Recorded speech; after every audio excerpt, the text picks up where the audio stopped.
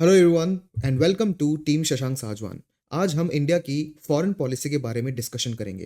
ये एक ऐसा टॉपिक है जिसके क्वेश्चंस ऑलमोस्ट सारे एग्जाम्स में पूछे जाते हैं एंड इस टाइप के क्वेश्चंस प्रीलिम्स में, मेंस में एंड इवन इंटरव्यू में भी पूछे जाते हैं। तो आपको फॉरेन पॉलिसी की बहुत ही इन डेप्थ नॉलेज होनी चाहिए। आज हम कुछ फंडामेंटल क्वेश्चंस को देखेंगे और उनके सहारे से हम फॉरेन पॉलिसी को समझने की कोशिश करेंगे। सबसे पहले हम ये देखेंगे कि इंडिया के जो ओवरऑल फॉरेन पॉलिसी है उसके बेसिक प्रिंसिपल्स क्या क्या हैं, वो कौन सी चीज़ें हैं जिनका हम ध्यान रखते हैं फॉरेन पॉलिसी बनाने से पहले। दूसरी चीज़, हमें एक एक्टिव फॉरेन पॉलिसी की ज़रूरत क्यों पड़ी। थर्ड, इंडिया के different parts of the world से जो आज रिलेशंस एग्जिस्ट करते हैं वो किस टाइप के हैं। एंड फाइनली हम देखेंगे कि फ्यूचर में 2025 के अंदर कौन सी वो सारी अपॉर्चुनिटीज़ हैं और चैलेंजेस हैं जो इंडिया अपनी फॉरेन पॉलिसी के अंदर फेस करता है। तो लेक्चर से पहले आपको ये इन्फॉर्म करना ज़रूरी है कि हमारे 2026 एंड 2027 के बैचेस अभी लाइव हैं और आप इस नंबर पे कांटेक्ट करके उनको एक्सेस कर सकते हैं। तो स्टार्ट करते हैं लेक्चर से। पहला हम एक इंपॉर्टेंट क्वेश्चन डिस्कस करेंगे जिसमें ये जानने की कोशिश करेंगे कि इंडिया की फॉरेन पॉलिसी किन किन फंडामेंटल एंड बेसिक प्रिंसिपल्स पर ग्राउंडेड है। तो सबसे पहले उसके लिए हमें ये जानना होगा कि ये प्रिंसिपल्स आते कहाँ से हैं। देखो, हिस्टोरिकली इंडिया ने कुछ रिलेशंस बनाए हैं उनको मैनेज करने के लिए, और जो ओवरऑल इंडिया के कॉन्स्टिट्यूशनल प्रिंसिपल्स हैं, कॉन्स्टिट्यूशन आइडियल्स हैं, उनको इम्प्लीमेंट करने के लिए हमने कुछ प्रिंसिपल्स बनाए हैं। सबसे पहला जो हमारा और सबसे इंपॉर्टेंट जो प्रिंसिपल है वो है sovereignty and national interest. That means हमारी जो सोवरेनिटी है, सोवरेनिटी मतलब होता है कि कोई कंट्री एक इंडिपेंडेंट नेशन है जिसके ऊपर किसी और का रूल नहीं चलता, तो उस कंट्री को हम सोवरीन कंट्री बोलते हैं या उस कंट्री के पास सोवरेनिटी है, ये बोला जाता है। मतलब इंडिया के पास भी सोवरेनिटी है और इंडिया किसी के भी प्रेशर में या दबाव में आके अपना डिसीजंस नहीं लेता। हम सब एनालाइज करके हमारी खुद के नेशनल इंटरेस्ट में ही डिसीजन लेते हैं। तो सबसे पहली इंपॉर्टेंट चीज़ ये है। उसके बाद हम ये कोशिश करते हैं कि इस फॉरेन पॉलिसी से हम हमारी टेरिटोरियल इंटेग्रिटी को इंश्योर करें। टेरिटोरियल इंटेग्रिटी मतलब कि इंडिया के पास जितनी भी लैंड है उस पे कोई भी जितने भी थ्रेट्स हैं उन सारी थ्रेट्स को हम एलिमिनेट कर पाएँ और हमारी जो टेरिटरी है उसकी आज की बॉर्डर्स को हम सिक्योर कर पाएँ। सेकंड प्रिंसिपल, ये प्रिंसिपल वो थे जो बहुत एक्टिवली हम 1950s में एंड 1960s में यूज़ करा करते थे। एंड जो पंचशील प्रिंसिपल है जिसको 5 प्रिंसिपल ऑफ पीसफुल को एग्जिस्टेंस भी बोला गया है, ये वो प्रिंसिपल्स थे जो इंडो चाइना रिलेशनशिप में बहुत ज़्यादा सेंट्रल थे। हाउएवर 1962 के वॉर के बाद इंडिया और चाइना की रिलेशनशिप बहुत ज़्यादा डिटीरियोरेट हो जाते हैं और ये प्रिंसिपल्स इंडिया चाइना के लिए ज़्यादा रेलेवेंट नहीं रहते। लेकिन इन प्रिंसिपल्स में जितनी भी चीज़ें लिखी है वो इंडिया ने कुछ ना कुछ कॉम्बिनेशन में वर्ल्ड के डिफरेंट ऑर्गेनाइजेशंस के साथ इंटरेक्ट करने के लिए अप्लाई करी है।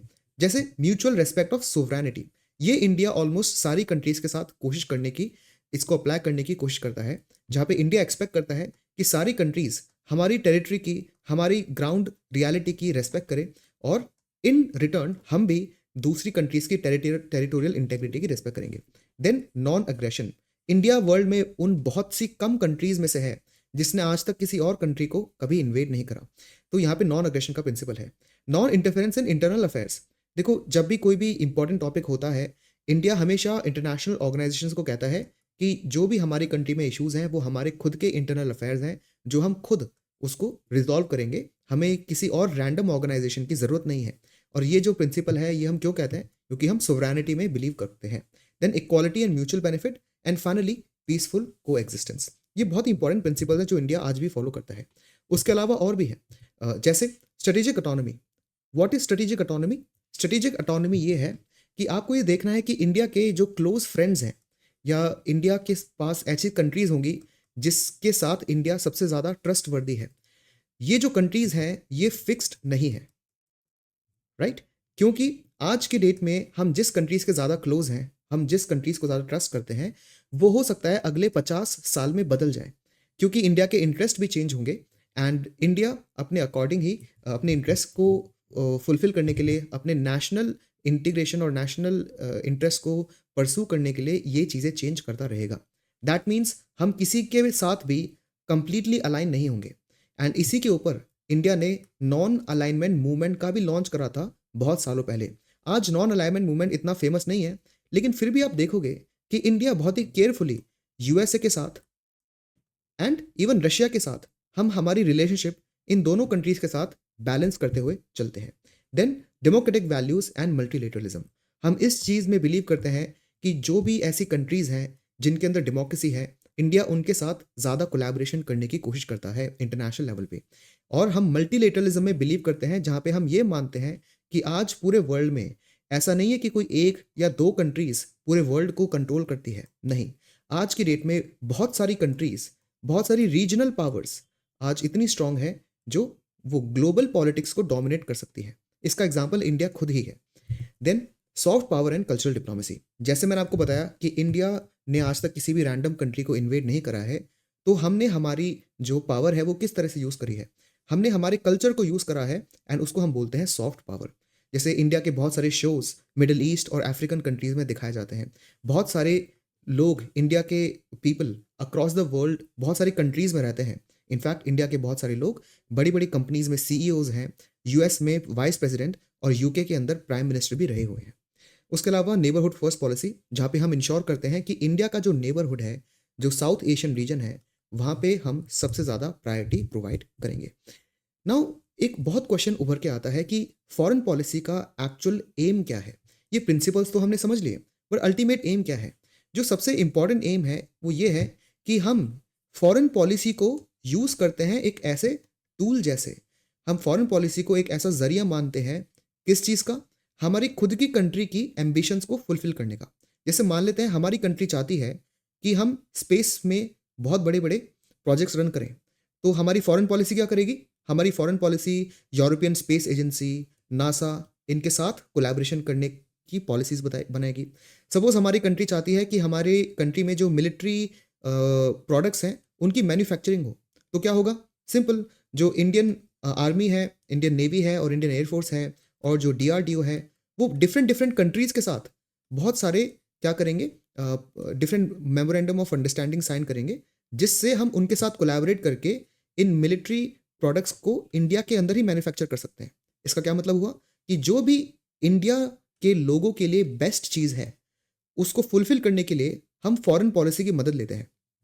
तो ये आपको ध्यान रखना है। देन यहाँ पे बहुत सारे सिग्निफिकेंस भी हैं जो कि यहाँ पे मेंशन्ड है। जो मैंने आपको एक समरी बताई है वो डेफिनेटली सेंट्रल है। उसको आप बहुत पार्ट में डिवाइड कर सकते हो। जैसे इकोनॉमिक ग्रोथ, सारे इंडियंस चाहते हैं कि हमारी इकोनॉमिक ग्रोथ अच्छी हो, तो हम क्या करते हैं? हम world trade organisation, world bank, then international monetary fund, इन सब के साथ इंटरैक्ट करके हमारी इकोनॉमिक ग्रोथ को इंप्रूव करने की कोशिश करते हैं। सिक्योरिटी एंड डिफेंस, इसका भी मैंने आपको एग्जांपल दिया। देखो इंडिया के अंदर हम बहुत सारी चीज़ें हमारे डिफेंस को इंप्रूव करने के लिए इंपोर्ट करते हैं, लेकिन हम बहुत सारी डिफरेंट कंट्रीज के साथ काम भी करते हैं। जैसे हमने रशिया के साथ काम करा है ब्रह्मोस मिसाइल इंडिया के अंदर मैन्युफैक्चर करने के लिए। तो मतलब हम डिफेंस और सिक्योरिटी इंश्योर कर रहे हैं, इंपोर्ट कर कर भी, इंडिया के अंदर मैन्युफैक्चर करके भी, और हम अभी आगे भी देखेंगे कि हम कुछ प्रोडक्ट्स तो एक्सपोर्ट भी कर रहे हैं जो कि डिफेंस वाले हैं। देन एनर्जी सिक्योरिटी, ये बहुत इंपॉर्टेंट है। एनर्जी सिक्योरिटी इसलिए क्योंकि देखो आज की डेट में इंडिया 80 to 85% जो हमारी क्रूड ऑयल की डिमांड है वो हम इंपोर्ट कर कर ही फुलफिल कर रहे हैं। तो जिन कंट्रीज से हम ये क्रूड ऑयल इंपोर्ट करते हैं उनके साथ गुड रिलेशंस बहुत ज़रूरी है, क्योंकि अगर उनके साथ गुड रिलेशंस नहीं होंगे तो ऑब्वियसली हमारा ये जो इतना बड़ा डिमांड है वो फुलफिल नहीं हो पाएगा। ऑल्सो ये जितने भी कंट्रीज़ हैं, जैसे फॉर एग्जांपल जो मिडिल ईस्ट वाली कंट्रीज़ हो गई, वहाँ पे बहुत सारे इंडियंस रहते भी हैं, ठीक है, जो कि डायस्पोरा एंगेजमेंट में आ जाता है। बहुत सारे इंडियंस रहते भी हैं, तो उन इंडियंस की सिक्योरिटी के लिए भी उन कंट्रीज के साथ अच्छे रिलेशंस ज़रूरी है। And obviously geopolitical role, India चाहता है कि जो ग्लोबल वर्ल्ड है और इंटरनेशनल पॉलिटिक्स है वो इंडिया के खुद के इंटरेस्ट के अकॉर्डिंग और हमारे और वर्ल्ड के इंटरेस्ट के अकॉर्डिंग भी चले, तो हमें हमारी बातें भी ग्लोबल स्केल पे रखनी होती है। इसलिए भी हमें इस पर्टिकुलर फॉरेन पॉलिसी की ज़रूरत है। फाइन। देन और इम्पॉर्टेंट चीज़ ये है कि हम ग्लोबल लीडरशिप का रोल भी निभाना चाहते हैं। देखो हिस्टोरिकली इंडिया एक ग्लोबल लीडर रहा ही है। ऑब्वियसली जब ब्रिटिश राज इंडिया में आता है तब हमारी ग्लोबल लीडरशिप डिक्लाइन हो जाती है, बट जब से हम इंडिपेंडेंट हुए हैं उसके बाद से हमारा एम है कि हम वही जो हमारा स्टेज था उसको रिक्लेम करें। सो अभी हमारी एस्पिरेशंस क्या है? यूनाइटेड नेशन सिक्योरिटी काउंसिल, जिसमें सिर्फ 5 मेंबर्स हैं जिनके पास परमानेंट मेंबरशिप है, हम भी चाहते हैं कि हमारी भी परमानेंट मेंबरशिप हो। सेकेंडली 2030 तक बहुत सारे गोल्स पूरे वर्ल्ड ने सेट कर रखे हैं। Sustainable development goals, climate change के बहुत सारे गोल्स, प्लास्टिक पोल्यूशन के गोल्स, उन सब को पूरा करना है और ये हमें इंडिया को बाकी सारी कंट्रीज के साथ इंटीग्रेट करके करना होगा। देन ग्लोबल साउथ की हम वॉइस बनना चाहते हैं। ग्लोबल साउथ मतलब होता है डेवलपिंग नेशंस। देखो हिस्टोरिकली जो डेवलप्ड नेशंस हैं उन्होंने बहुत ज़्यादा कॉलोनाइज करा है, इंपीरियलिज्म से सबड्यू करा है डेवलपिंग नेशंस को। और आज इंडिया इन्हीं डेवलपिंग नेशंस का लीडर बन के, इनकी वॉइस बन के हम सारी डेवलपिंग कंट्रीज़ के कंसर्न्स बड़े स्टेज पे रखना चाहते हैं। तो ये बहुत इंपॉर्टेंट चीज़ है। जब हमने देख लिया है कि इंडिया की फॉरेन पॉलिसी के बेसिक्स क्या हैं, इसके प्रिंसिपल्स क्या हैं और इसकी ज़रूरत क्या है, तो अब ये भी इंपॉर्टेंट होता है समझना कि different parts of the world के साथ इंडिया के खुद की रिलेशनशिप कैसी है। ये डिस्कशन मैं थोड़ा सा ब्रीफली करूंगा क्योंकि हर पार्ट के साथ जो डिस्कशन है वो बहुत ज़्यादा इन डेप्थ हो जाएगा। तो मैं आपको एक ब्रॉडर पिक्चर यहाँ पे बताने की कोशिश करता हूँ। हम स्टार्ट करते हैं इमीडिएट नेबरहुड को। आप यहाँ पे इमीडिएट नेबरहुड का मैप देखो। हमें पता है कि इंडिया और पाकिस्तान की जो रिलेशन है वो बहुत टाइम से बहुत ज़्यादा डिटीरियोरेट हो चुके हैं। इंडिया और अफगानिस्तान के रिलेशन अच्छे थे, लेकिन जब से यहाँ पे जो डेमोक्रेटिक गवर्नमेंट है उसका फॉल हुआ है यूएस के यहाँ से जाने के बाद, तो यहाँ पे तालिबान का राइज होता है और तब से भी इंडिया और अफगानिस्तान की रिलेशनशिप बहुत ज़्यादा कॉम्प्रोमाइज्ड है। 2020 के अंदर जब कोविड-19 होता है उसके बाद लद्दाख में इंडिया और चाइना का एक बहुत ही खतरनाक स्टैंड ऑफ होता है, जिसके बाद से इंडिया चाइना की रिलेशनशिप भी खराब होने लगती है। नेपाल एक ऐसी कंट्री है जहाँ पे अभी फ़िलहाल जो गवर्नमेंट है वो थोड़ी सी प्रो चाइना तो है, बट फिर भी वो इंडिया और नेपाल काम कर रहे हैं अपनी रिलेशनशिप को इम्प्रूव करने के लिए। भूटान एक ऐसी कंट्री है जो इंडिया की एक प्रोटेक्टरेट स्टेट है और भूटान और इंडिया की रिलेशनशिप बहुत ज़्यादा इंपॉर्टेंट और अच्छी है at the moment. Myanmar Myanmar के अंदर भी अभी मिलिट्री रूल है। मतलब म्यांमार के अंदर भी जो डेमोक्रेटिक गवर्नमेंट थी, जो इलेक्टेड गवर्नमेंट थी, उस इलेक्टेड गवर्नमेंट को हटा के वहाँ पे आज मिलिट्री रूल एग्जिस्ट करता है और वो थोड़ा डिफिकल्ट है इंडिया के लिए नेविगेट करना। बांग्लादेश में बहुत ज़्यादा पॉलिटिकल इंस्टेबिलिटी आ चुकी है एंड क्योंकि अभी बांग्लादेश की previous prime minister Sheikh Hasina India के अंदर है और बांग्लादेश चाहता है कि इंडिया शेख हसीना को बांग्लादेश के हवाले कर दे, तो ये एक थोड़ा सा कॉन्फ्लिक्ट का टॉपिक बना हुआ है। श्रीलंका की भी जो अभी करंट गवर्नमेंट है वो थोड़ी सी प्रो चाइना है, लेकिन यहाँ पे दोनों जो इंडिया के प्राइम मिनिस्टर हैं और श्रीलंका के प्रेसिडेंट हैं वो साथ में काम करने के लिए रेडी है। मालदीव्स के अंदर भी जो गवर्नमेंट है वो स्लाइटली प्रो चाइना है। तो आप समझ सकते हो कि अभी इंडिया के नेबरहुड की कंडीशन किस तरह है।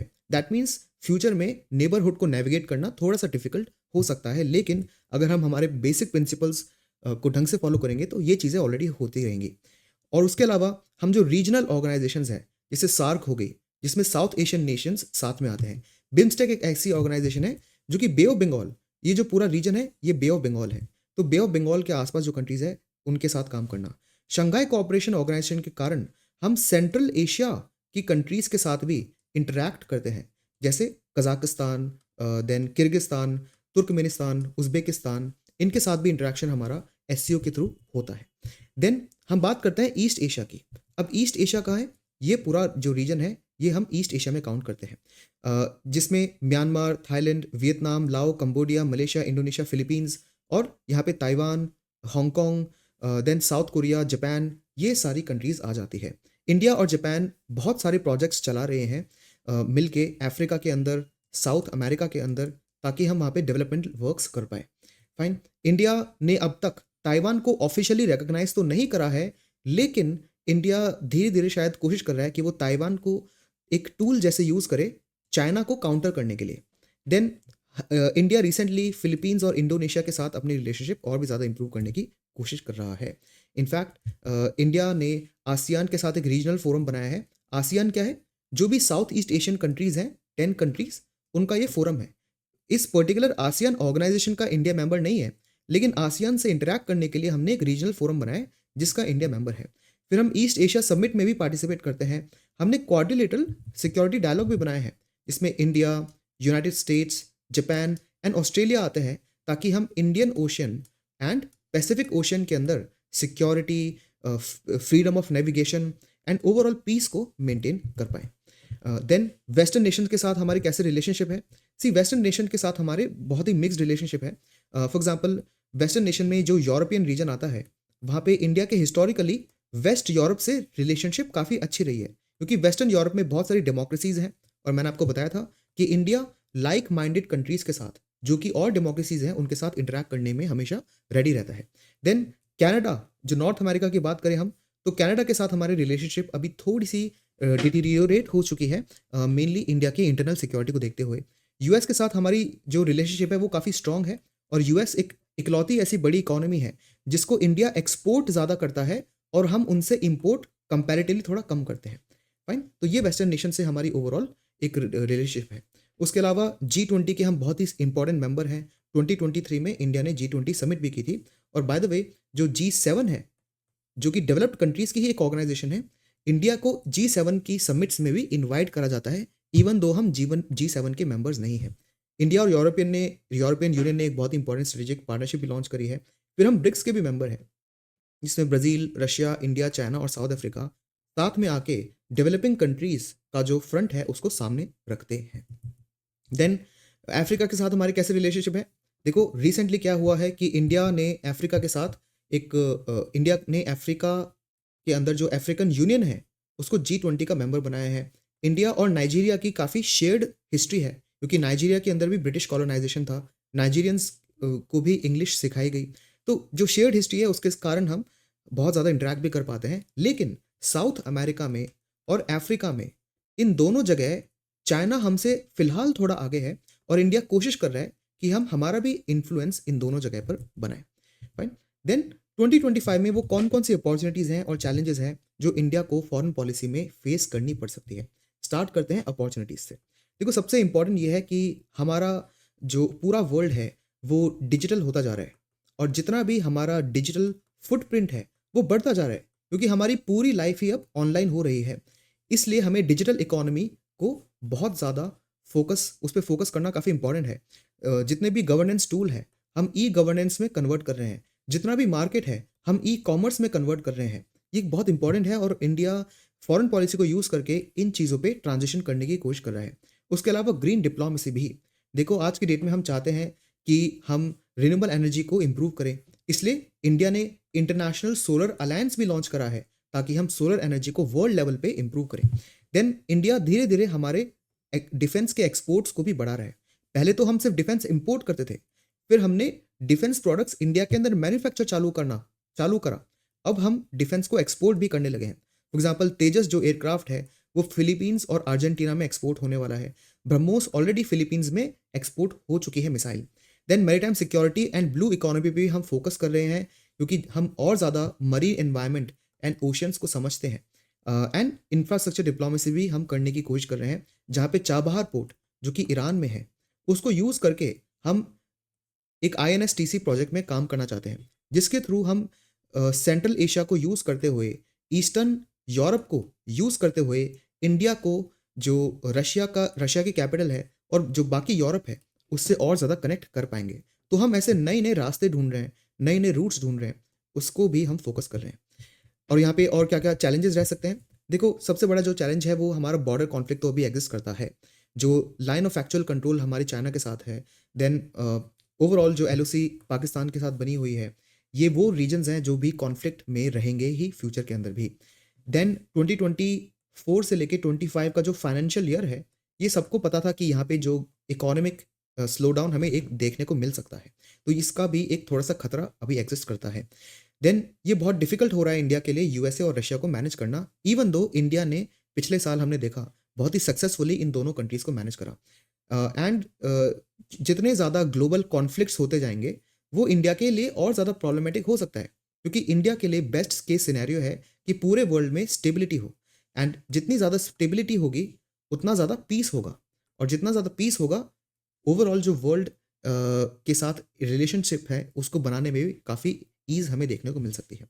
देन क्लाइमेट चेंज एक बहुत बड़ा चैलेंज है, क्योंकि इंडिया पर्टिकुलरली खुद तो क्लाइमेट चेंज में काफ़ी अच्छे से काम कर रहा है, लेकिन अब होने क्या वाला है कि जितनी भी नई क्लाइमेट चेंज कॉन्फ्रेंस होगी वहाँ पे डेवलप्ड कंट्रीज़ वो रिस्पॉन्सिबिलिटी नहीं ले रहे जो उनको लेनी चाहिए, एंड इसके कारण बहुत सारे एनवायरमेंटल रेफ्यूजीज भी बन रहे हैं। Then finally cyber attacks and artificial intelligence का मिसयूज़ बहुत ज़्यादा बढ़ता जा रहा है, जो कि ग्लोबल लेवल पे इंडिया की नेशनल सिक्योरिटी को जेपरडाइज कर सकता है। इसमें एक और चैलेंज है कि अभी रिसेंटली जो डोनाल्ड ट्रंप है उनका इलेक्शन भी हुआ है। डोनाल्ड ट्रंप के इलेक्शन के बाद कुछ बेनिफिट्स भी हैं और कुछ नेगेटिव्स भी हैं। जो नेगेटिव वो है कि डोनाल्ड ट्रंप क्लाइमेट चेंज में बिलीव नहीं करते, तो वो क्लाइमेट चेंज की रिस्पॉन्सिबिलिटी शायद नहीं लेंगे। एंड इसके पॉजिटिव, डोनाल्ड ट्रंप के पॉजिटिव ये है कि ग्लोबल लेवल पे टेररिज्म के अगेंस्ट यहाँ पे फोकस ज़्यादा हो सकता है। वो चाहते हैं कि इंडिया को भी यूनाइटेड नेशन सिक्योरिटी काउंसिल में एक परमानेंट मेंबरशिप मिले। तो ये कुछ पॉजिटिव्स भी हैं। तो ये थी इंडिया की फॉरेन पॉलिसी आउटलुक। बहुत ही ब्रीफली एंड कॉम्प्रिहेंसिवली सारी चीज़ें कवर करने की मैंने कोशिश करी है। अगर आपको ये वीडियो अच्छा लगा तो प्लीज़ इसे लाइक करना और अपने सजेशंस आप कमेंट सेक्शन में भी लिख सकते हो। This has been Vaibhav Snehi. I will see you in the next one and have a good day.